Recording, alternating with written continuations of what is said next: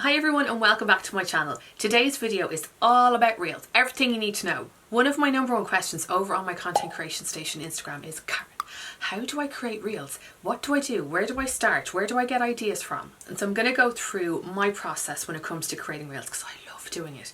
And I have a system, and hopefully by sharing this system with you, it'll just make life a little bit easier for yourself. So let's get stuck in. When it comes to me and creating Reels, I come up with a brainstorm list of ideas that I want to tackle. Sometimes I'll get inspiration elsewhere, but I'll talk about that now in a second. But a lot of the time I will sit down and I'll brainstorm my content ideas for the whole month. I'll write down every single topic that I want to talk about, both here on Content Creation Station and on Lovely Girly Bits as well. So I'm running kind of two businesses side by side, which is fun times. So I'll brainstorm a list of topics that I want to talk about, and then I'll go through each topic on the list and say, that would be a good YouTube video, that'd be a good reel, that'd be a good carousel, that'd be a good blog post, that type of thing. Because otherwise it can get really overwhelming. So I'll figure out for myself, okay, I want to create 3 reels a week, for example. So that's generally 12 ideas for the month, a little bit extra if you want. I'll group the ones together that I think will work well, filming them together like in a batch. Over on my Lovely Girly Bits Instagram, I'll do makeup reels generally. So if I'm sitting down in the morning and I know I'm going to be filming like a YouTube video either for here or for Lovely Girly Bits, I'll say to myself, right, what reels can I create while getting ready to film the video? I might start off doing a skincare routine. That would be one reel. The next reel might be my base. The next reel could be my eye makeup.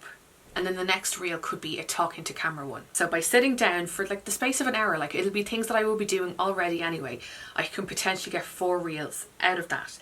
Then I'm ready to film a video like this. Another important thing to note as well is that you want to create reels that is going to give your audience value, entertainment, education, inspiration. You don't want to just film a reel just for the sake of it. Nobody's going to watch or interact with it and you will have wasted your time, and then you'll be raging. So if you put like a bit of thought into it and say to yourself, what problem can I be solving for my audience with this reel? What information can I be giving across? At the end of the day, it's all about your audience. Those are the ones that are going to be watching the reels. So it's about them. You have to cater to them, to their needs. Also, when it comes to reels, you have to think about the audience that you don't have. Because reels are so discoverable, and I spoke about that in a previous video that I link below, you have to think about your current audience, but then also the audience who may find you. That's why I love reels and I consume reels and I engage with them and save reels that I find educational, valuable, that I can come back to and go, oh God, that was really, really good. There's a lot to think about even before you start filming. You should think about as well, what's your why? What do you want to get out of the reel that you're going to film? Do you want to go viral? Maybe you don't. Do you want to get new followers out of this? You might want more visitors to your website. You have to think about your end goal. When it comes to creating reels, I do get that thinking of ideas and thinking of topics and thinking of what to film can be a challenge. I get inspiration everywhere. Like I'll get inspiration in the weirdest of times, or I could be watching somebody's video and go, oh, that's a really good transition, or that's a really good idea, or that's a really good piece of music. That's where a lot of my ideas come from. I'll save like a sound that I found over on TikTok, and that's usually where all the trends start. Now, I'm not one for following trends when it comes to creating reels because I think you can get bogged down with kind of keeping up with everything that's going on over there. So I might see like 1 or 2 that I think, okay, I think that will really fit with my niche, with what I wanted to do. Recently, I was scrolling through TikTok and I found this video, so random, of a man who found a potato growing in the back of his cupboard in his kitchen. Random. And his sound was so funny, and I went to the comments and he had saved the sound that you could save yourself. But at the time I was thinking that would be a really good sound to put on my Lovely Girly Bits for times where you put the hair up, you don't have any makeup on, you don't have any tan on, and you look like a potato. I'll link it below if you want to go and have a little look. I love TikTok for searching out different ideas. There's so much inspiration over there. Quick little tip that I wanted to give actually is, let's say you found a trending sound and you don't think it's going to fit your niche. There are ways of using trending sounds that will show up on the Instagram Explore page, or if people are searching on that sound page, your video will show up. And that's if you're filming a talking reel where you're chatting to camera, or maybe you're doing a voiceover, so you're not going to have the music playing really, really loud.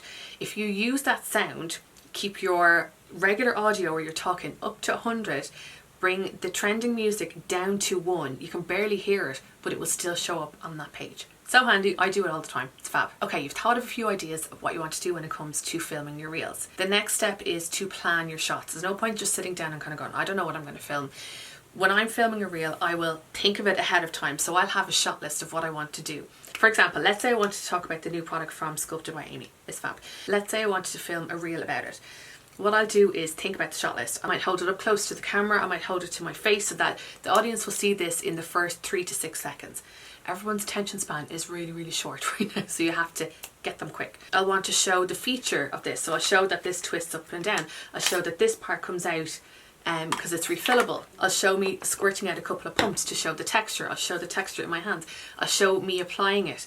I might do like an up close of my skin to show it in action and that you can see what it looks like on the skin, what it does to the skin. I'll also have decided beforehand if this is going to be a reel that I talk to camera, or that I'll do a voiceover, or that I'll do text.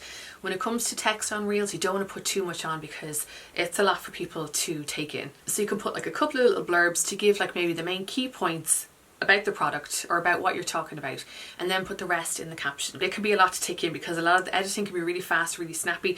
The music can be going, the text can be coming up, and it can be like a lot. So if you just keep it simple and then add whatever you need into the caption. Another thing as well to note is, let's say if I was filming a reel that was going to be text based, so I will design a lot of my text based reels over in Canva. Talk about that another day. I have to think about the music that will be playing whenever that's showing up, because for myself, I think about myself because I'm a consumer of reels, a consumer of content all the time. If I put up a reel that has like a lot of text, that has a lot of points that people have to read and think about, and if I put up a piece of music that has words to it, they're not going to be able to fully take in what I'm saying. I'll put a piece of music that has no words at all, that might be like nice and calm, that will be playing in the background and that people can read and fully take on. I think with a product like this, you could have a few different options when it comes to music. You could have something like a little bit boppier. Oh my god, did I just say boppier? Do you know what I mean? Like faster tempo. Or you could have something that's relaxing. You want to create that feeling when somebody is watching a video around the product. I think I've said it on here before, but I do all my filming on my iPhone camera, or sometimes on this camera, but usually on my iPhone. And there's a few different reasons for that, and I actually will probably go into it in a bit more detail over on Instagram. Let's say, for example, if I'm filming on my Instagram camera with a product like this that has text, if I'm holding it up to the screen, you'll see that the product, the text on the front is reversed. That is just a pet peeve of mine. I think it looks really unprofessional. So I always film on my iPhone camera and make sure that the mirroring is toggled on. It means that if you're holding a product up to the screen, the person who's watching can read it. They're not kind of going, what is that? What does that say? Again, think about your audience. Presumably you want to make life that bit easier for them. I think as well, filming outside of Instagram for me is just a bit better because I like to repurpose my content. It might be that I want to edit, let's say, a 60-second reel or a 30-second reel. I might want to edit it down a little bit more to go up on stories like in a couple of weeks. I might want to use it over on Pinterest as well. For me, it just works out better. And I find as well with Instagram, it can be quite glitchy. Oh, the amount of people who have saved loads of reels in their drafts and either you're logged out or there's a glitch or it goes down, you log back in and everything is gone. I can't even cope with that. In fairness, if you were doing lip sync videos, they will work better when filmed in the Instagram app. I don't do that. I'm allergic. When it comes to the editing process, I love InShot, and I did a full video on that showing how I edit reels over on there. I will leave that linked below if you want to see it in more detail. I bring you on a step-by-step demo of how to use it. It is such a user-friendly app. It's fantastic. I think it's $12.99 maybe. I can't remember. I need to watch my own video. For the year, I think it's well worth it. Like in and around €1 a month to be able to create really short, snappy reels. It has built-in transitions as well. Such a brilliant app. Have a little look. You can download the free version, see if you like the feel of it, and then you can always invest in the pro version. But yeah, that's what I'll do. I'll film on my iPhone camera. I'll have the shot list. I'll bring it into InShot. I'll splice it down, edit it down. If I need to add in transitions, I'll do that there. I'll export it then onto my camera roll and then bring it in over onto Instagram Reels. I can add in the text there, I can add in the music there as well. It's a really streamlined process that I've kind of honed down so I know this works for me, and it's really, really quick as well. Over on my content creation station Instagram recently, I spoke about how you can use your photos from your highlights to create a reel. It's a new feature that Instagram are rolling out right now. Not everybody has it, so just keep an eye out. So if you go into a certain highlight that you've saved there, it will give you the option to convert it into a reel, and then it kind of picks music that it thinks suits the reel. Another tip when it comes to creating reels, and for ages I would forget to do this, but now it is part of what I do, is when I finish filming a video that I know is going to be a reel, I will take a photo. Let's say, for example, again, if I was filming with this, I would take a photo of me like this, looking fab with the product, and use that as my cover photo on the Instagram reel. Because it means that when people are looking at your grid, it's not you going, do you know?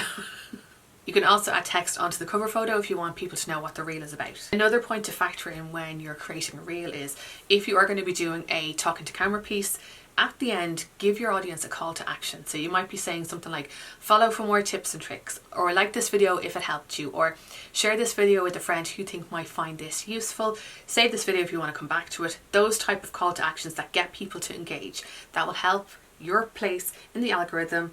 The algorithm that has, it's like the bane of our lives, but we have to do to get engagement. When it comes to filming reels, there's just so many different ideas that you can use, and it's a matter of testing them out. If you're new to reels, test out a few different formats, see what works, see what your audience engages with. Give it a month or two to see how it goes. Then you can look at your insights every month. I did a video on that recently, I will link below as well. See what your audience is engaging with, and then do more of those. I just thought as well, I'm filming this video for YouTube, and I know not everybody has a YouTube channel, but after this, I'm going to bring up my phone and I'm going to film a reel that gives a little bit of like a teaser as to what to expect, and get people to hopefully come over and watch this video as well. So that's another piece of content that I can do. Well, I just wanted to give you kind of my workflow when it comes to creating reels. I hope you enjoyed this video, and I hope it gave you a little bit of help. If you enjoyed it, please like and subscribe for lots more videos about content creation, about increasing your online presence, and about elevating your brand. See you in my next video. Okay, bye.